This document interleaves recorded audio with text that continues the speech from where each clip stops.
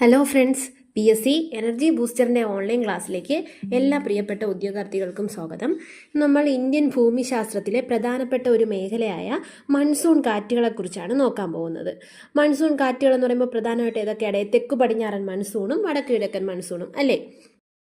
തെക്ക് പടിഞ്ഞാറൻ മൺസൂണും വടക്കിഴക്കൻ മൺസൂണും ഒന്നും ഇല്ലാത്ത ഒരു എക്സാം നമുക്ക് പ്രതീക്ഷിക്കേണ്ട. ഓക്കെ, അപ്പോൾ ഇന്ത്യയുടെ യഥാർത്ഥ ധനമന്ത്രി എന്ന് വിശേഷിപ്പിക്കാവുന്ന പ്രതിഭാസമാണ് നമ്മുടെ ഈ മൺസൂൺ കാറ്റുകൾ എന്ന് പറയുന്നത്. ഇന്ത്യയുടെ യഥാർത്ഥ ധനമന്ത്രി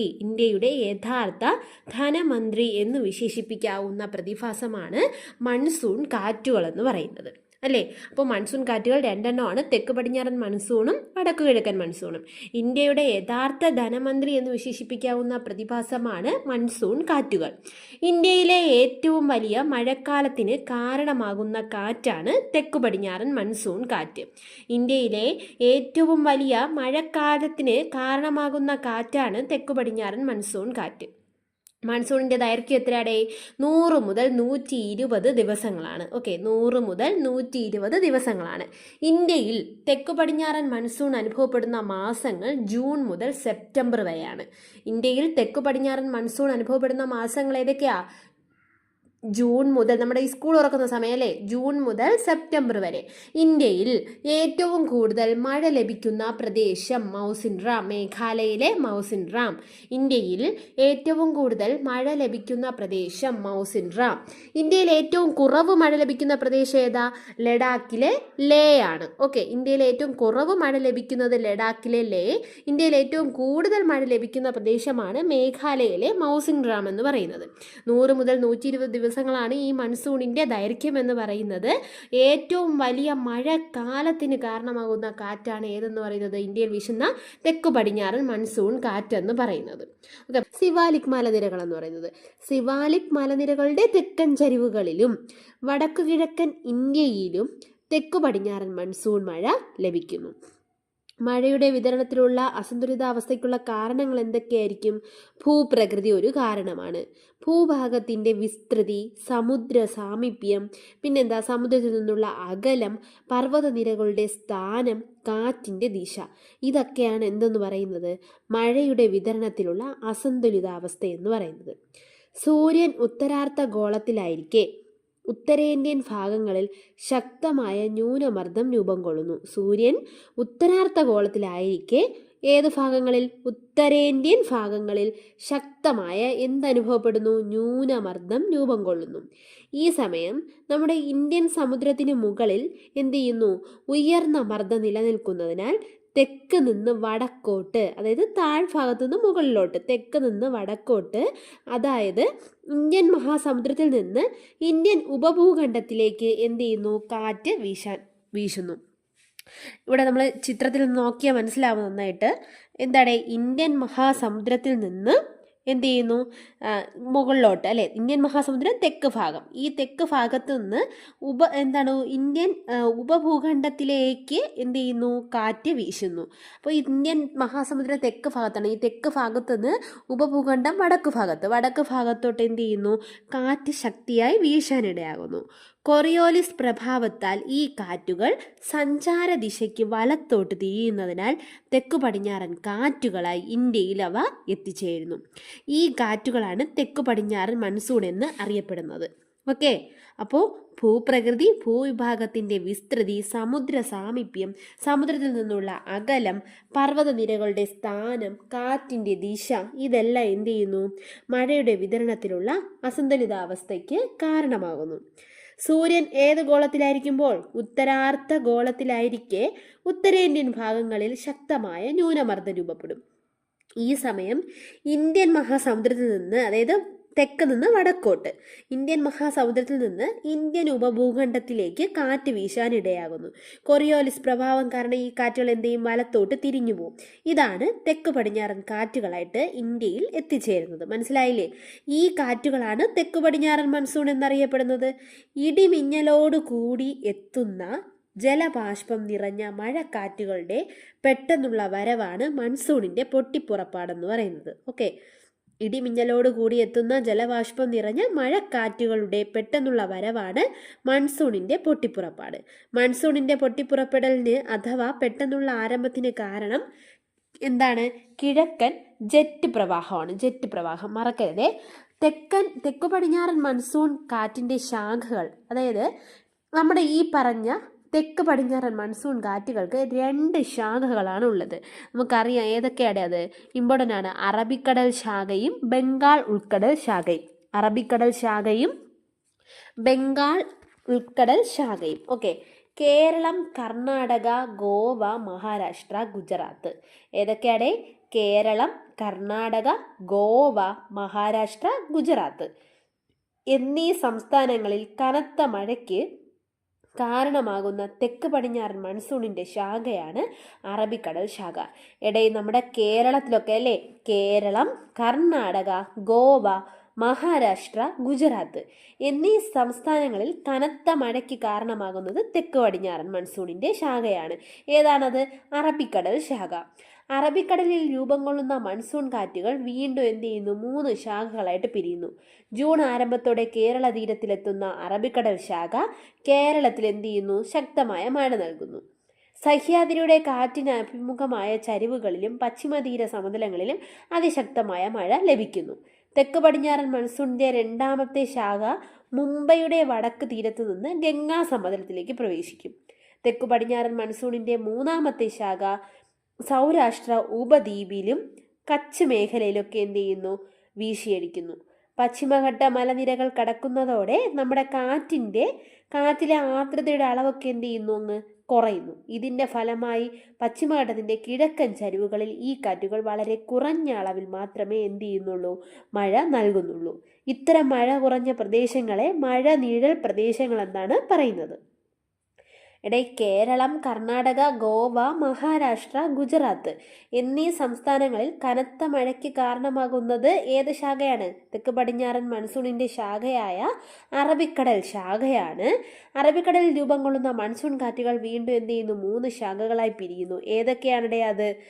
നമ്മുടെ സഹ്യാദ്രിയുടെ കാറ്റിന് അഭിമുഖമായ ചരിവുകളിലും പശ്ചിമതീരങ്ങളിലും ഒക്കെ എന്ത് ചെയ്യുന്നു? മഴ നൽകുന്നു. തെക്ക് പടിഞ്ഞാറൻ മൺസൂണിൻ്റെ ആദ്യത്തെ ശാഖ എന്ന് പറയുന്നത് നമ്മുടെ ജൂൺ ആരംഭത്തോടെ കേരള തീരത്തിലെത്തുന്ന അറബിക്കടൽ ശാഖയാണ് അല്ലേ. അടുത്ത് പറയുന്നത് ഏതാണ്? വടക്ക് തീരത്ത് നിന്ന് ഗംഗാ സമതലത്തിലേക്ക് പ്രവേശിക്കുന്ന 2ാമത്തെ ശാഖ. 3ാമത്തെ ശാഖ എന്ന് പറയുന്നത് ഉപദ്വീപിലും കച്ച് മേഖലയിലൊക്കെ വീശിയടിക്കുന്നത്. അപ്പോൾ ഈ പശ്ചിമഘട്ട മലനിരകളിൽ കടക്കുന്നതോടെ എന്ത് ചെയ്യാണ്?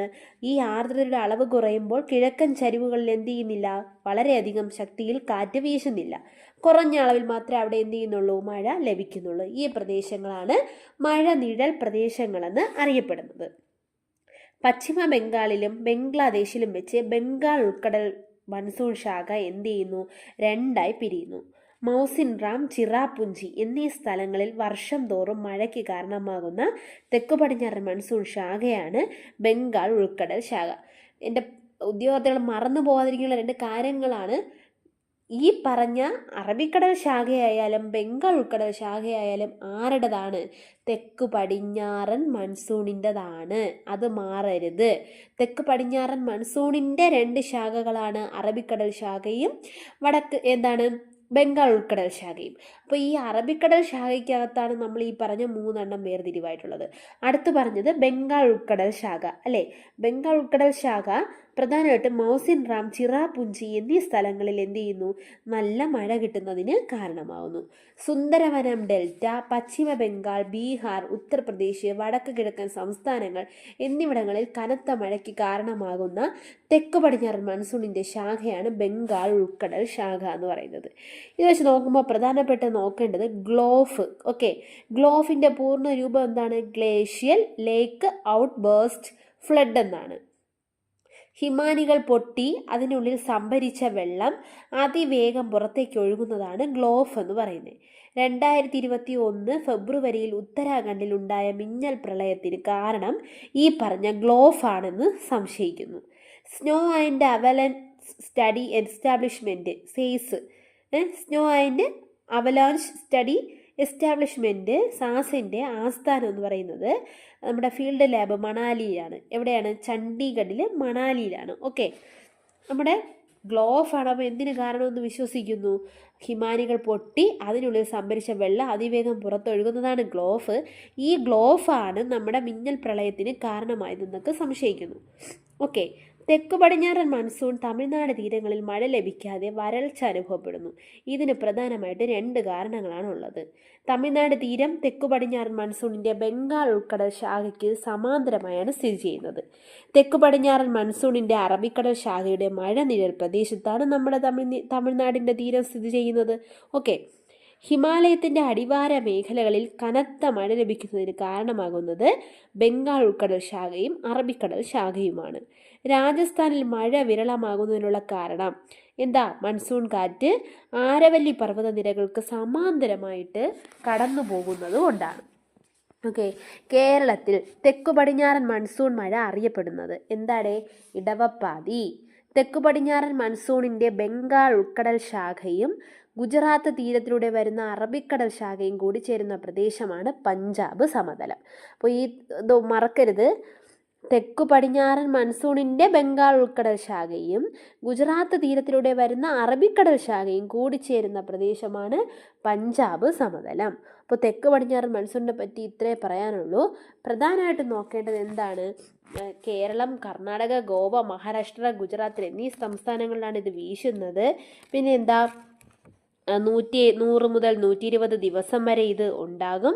ഇന്ത്യയിലെ ഏറ്റവും വലിയ മഴക്കാലത്തിന് കാരണമാകുന്ന കാറ്റാണ് നമ്മുടെ തെക്ക് പടിഞ്ഞാറൻ മൺസൂൺ എന്ന് പറയുന്നത്. അപ്പോൾ അടുത്ത് നമുക്ക് നോക്കേണ്ടത് വടക്ക് കിഴക്കൻ മൺസൂൺ. ഇന്ത്യയിൽ തെക്കു പടിഞ്ഞാറൻ മൺസൂണിനും ശൈത്യകാലത്തിനും ഇടയിലുള്ള കാലം, അല്ലേ? ഇവിടെ തണുപ്പ് സമയമൊക്കെ വരുന്നതിന് ഇടയിലുള്ള കാലമാണ് വടക്കു കിഴക്കൻ മൺസൂൺ എന്ന് പറയുന്നത്. മൺസൂണിൻ്റെ പിൻവാങ്ങൽ കാലം, ഇത് ഇമ്പോർട്ടൻ്റ് ആണ്. മൺസൂണിൻ്റെ പിൻവാങ്ങൽ കാലം എന്ന് വിശേഷിപ്പിക്കപ്പെടുന്ന കാലമാണ് വടക്കു കിഴക്കൻ മൺസൂൺ കാലം എന്ന് പറയുന്നത്. തെളിഞ്ഞ ആകാശവും ഉയർന്ന താപനിലയും പിൻവാങ്ങുന്ന മൺസൂണിൻ്റെ പ്രത്യേകതയാണ്. ഉത്തരാർദ്ധഗോളത്തിലെ വൻകരകൾക്ക് മേൽ ശൈത്യകാലത്ത് ഉച്ചമർദ്ദ മേഖലകൾ എന്ത് ചെയ്യുന്നു? രൂപപ്പെടുന്നു. ഇതിൻ്റെ ഫലമായി ഏഷ്യ വൻകരയ്ക്ക് മുകളിൽ ഉച്ചമർദ്ദവും ഇന്ത്യൻ മഹാസമുദ്രത്തിന് മുകളിൽ ന്യൂനമർദ്ദവും രൂപം കൊള്ളുന്നു. ഏതിൻ്റെ മുകളിലാണ്? ഏഷ്യ വൻകരയ്ക്ക് മുകളിൽ ഉച്ചമർദ്ദവും ഇന്ത്യൻ മഹാസമുദ്രത്തിന് മുകളിൽ ന്യൂനമർദ്ദവും രൂപം കൊള്ളുന്നു. ഇത് വടക്ക് കിഴക്കൻ വാണിജ്യവാദങ്ങൾ ശക്തി പ്രാപിക്കുന്നതിന് ഇടയാക്കുന്നു. ഇതാണ് എന്തെന്ന് പറയുന്നത്? നമ്മുടെ വടക്ക് കിഴക്കൻ മൺസൂൺ കാറ്റുകൾ എന്ന് പറയുന്നത്. അപ്പോൾ എന്താണ്? ഏഷ്യ വൻകരയ്ക്ക് മുകളിൽ ഉച്ചമർദ്ദവും ഇന്ത്യൻ മഹാസമുദ്രത്തിന് മുകളിൽ ന്യൂനമർദ്ദവും രൂപം കൊള്ളുന്നു. ഈ വടക്ക് കിഴക്കൻ വാണിജ്യവാദങ്ങൾ ശക്തിയായി എന്ത് ചെയ്യുന്നു? ശക്തി പ്രാപിക്കുന്നതിന് ഇടയാക്കുന്നു. ഇതാണ് വടക്ക് കിഴക്കൻ മൺസൂൺ കാറ്റുകൾ. മൺസൂൺ പിൻവാങ്ങൽ കാലത്ത് ഉത്തരേന്ത്യയിൽ വരണ്ട കാലാവസ്ഥയായിരിക്കും. ഈ കേരളം, കർണാടക, ആന്ധ്രാപ്രദേശ്, ഒഡീഷ എന്നിവയുടെ തീരപ്രദേശങ്ങളിലും വടക്ക് കിഴക്കൻ മൺസൂൺ എന്ത് ചെയ്യുന്നു? മഴ ലഭിക്കാറുണ്ട്. കേരളത്തിൽ വടക്ക് കിഴക്കൻ മൺസൂൺ അറിയപ്പെടുന്നത് എന്തെന്നാണ്? തുലാവർഷം. നമ്മുടെ തുലാവർഷം വടക്ക് കിഴക്കൻ മൺസൂൺ. തെക്ക് പടിഞ്ഞാറൻ മൺസൂണാണ് കാലവർഷം എന്ന് പറയുന്നത്, ഇടവപ്പാതി. ഓക്കെ. വടക്ക് കിഴക്കൻ മൺസൂൺ കാലത്ത് ഏറ്റവും കൂടുതൽ മഴ ലഭിക്കുന്ന സംസ്ഥാനം തമിഴ്നാട്. ഓക്കെ. വടക്കു കിഴക്കൻ മൺസൂൺ കാലത്ത് കനത്ത മഴ ലഭിക്കുന്ന ഭൂപ്രദേശം എന്ന് ചോദിച്ചാൽ ഏതാണ്? കിഴക്കൻ തീരത്ത് അല്ലെങ്കിൽ കോറമാൻഡൽ എന്ന് പറയും. ഓക്കെ. അപ്പോൾ വടക്ക് കിഴക്കൻ മൺസൂൺ കാലത്ത് കനത്ത മഴ ലഭിക്കുന്ന ഭൂപ്രദേശമാണ് കോറമാൻഡൽ തീരം അല്ലെങ്കിൽ കിഴക്കൻ തീരം. പിന്നെ വടക്ക് കിഴക്കൻ മൺസൂൺ കാലത്ത് ഏറ്റവും കൂടുതൽ മഴ ലഭിക്കുന്ന സംസ്ഥാനമാണ് തമിഴ്നാട്. ആൻഡമാൻ കടൽ പ്രദേശങ്ങളിൽ രൂപപ്പെട്ട് തെക്കൻ ഉപദ്വീപീയ ഇന്ത്യയുടെ കിഴക്കൻ തീരങ്ങളുടെ സഞ്ചരിക്കുന്ന ചക്രവാതങ്ങൾ ഈ കാലത്ത് വ്യാപകമായ മഴയ്ക്ക് എന്ത് ചെയ്യുന്നു? കാരണമാകുന്നു. ഓക്കെ, അത് ഇത്തിരി ദോഷമുള്ളതും കൂടെയാണ്. ഇന്ത്യയുടെ സൈക്ലോൺ ക്യാപിറ്റൽ എന്ന് പറയുന്നത് ഏതാ? സുന്ദർബൻസ്. ഒക്ടോബർ നവംബർ മാസങ്ങളിലായി ഇന്ത്യയൊട്ടാകെ അനുഭവപ്പെടുന്ന ഉയർന്ന ഊഷ്മാവും ആർദ്രതയും പകൽ സമയങ്ങളെ എന്ത് ചെയ്യുന്നു? ദുസ്സഹമാക്കുന്ന പ്രതിഭാസമാണ് ഒക്ടോബർ ഹീറ്റ് അഥവാ ഒക്ടോബർ ചൂടെന്ന് പറയുന്നത്. ഓക്കെ. അപ്പോൾ തെക്ക് പടിഞ്ഞാറൻ മൺസൂണും വടക്കു കിഴക്കൻ മൺസൂണും ഇന്ത്യയുടെ യഥാർത്ഥ ധനമന്ത്രി എന്ന് വിശേഷിപ്പിക്കാവുന്ന പ്രതിഭാസമാണ് മൺസൂൺ കാറ്റുകൾ.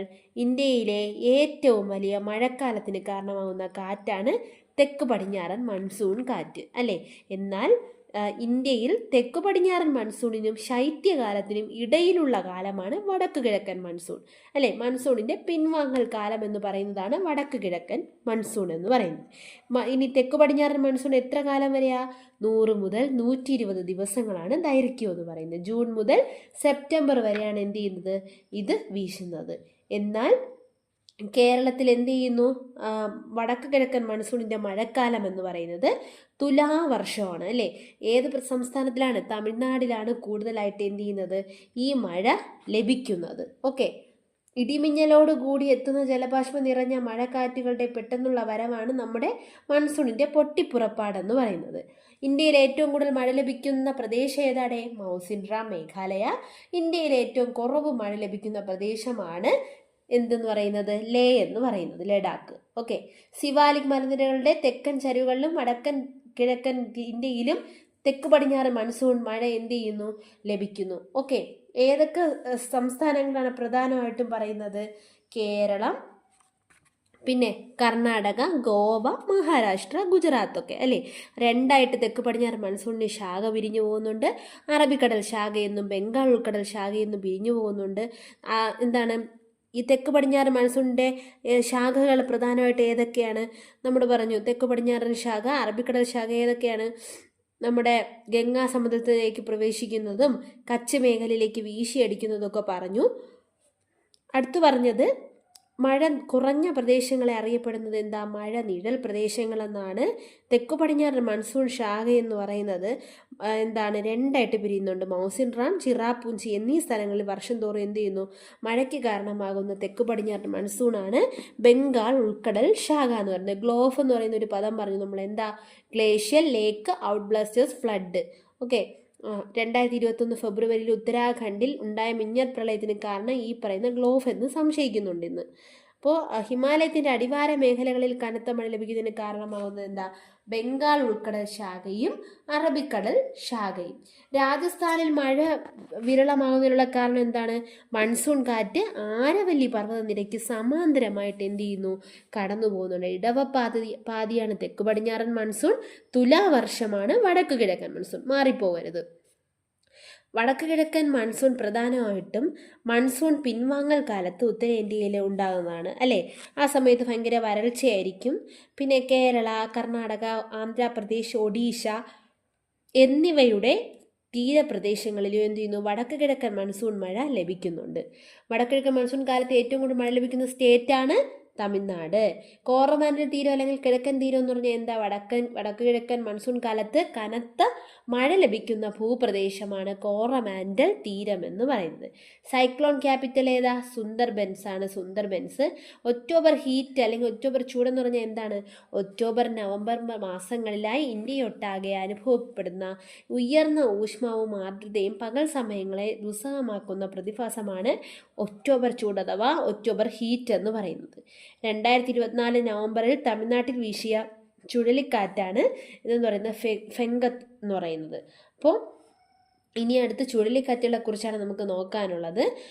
അത് നമുക്ക് അടുത്ത ക്ലാസ്സിൽ നോക്കാം. ഇപ്പോൾ ഒക്ടോബർ ഹീറ്റ്, നമ്മുടെ ഈ മൺസൂൺ കാറ്റുകളെ പറ്റി നോക്കുമ്പോൾ ഒക്ടോബർ ഹീറ്റ് വരെ എന്ത് ചെയ്യുക, നമ്മൾ മെയിനായിട്ട് നോക്കി വയ്ക്കുക. ബാക്കി നമുക്ക് ഈ സൈക്ലോണിനെ കുറിച്ചൊക്കെ നമുക്ക് നോക്കാം. ഇപ്പോൾ സൈക്ലോൺ ക്യാപിറ്റൽ എന്ന് പറയുന്നത് എന്തോന്നാണ്? നമ്മുടെ സുന്ദർബൻസ് ആണ്. ഒക്ടോബർ നവംബർ മാസങ്ങളിലായി ഇന്ത്യയൊട്ടാകെ അനുഭവപ്പെടുന്ന ഉയർന്ന ഊഷ്മാവും ആർദ്രതയും പകൽ സമയങ്ങളെ ദുസ്സഹമാക്കുന്ന പ്രതിഭാസമാണ് ഒക്ടോബർ ഹീറ്റ് അഥവാ ഒക്ടോബർ ചൂടെന്ന് പറയുന്നത്. ബാക്കി ചുഴലിക്കാറ്റുകളെല്ലാം നമുക്ക് അടുത്ത ക്ലാസ്സിലേക്ക് നോക്കാം. Okay, thank you for watching.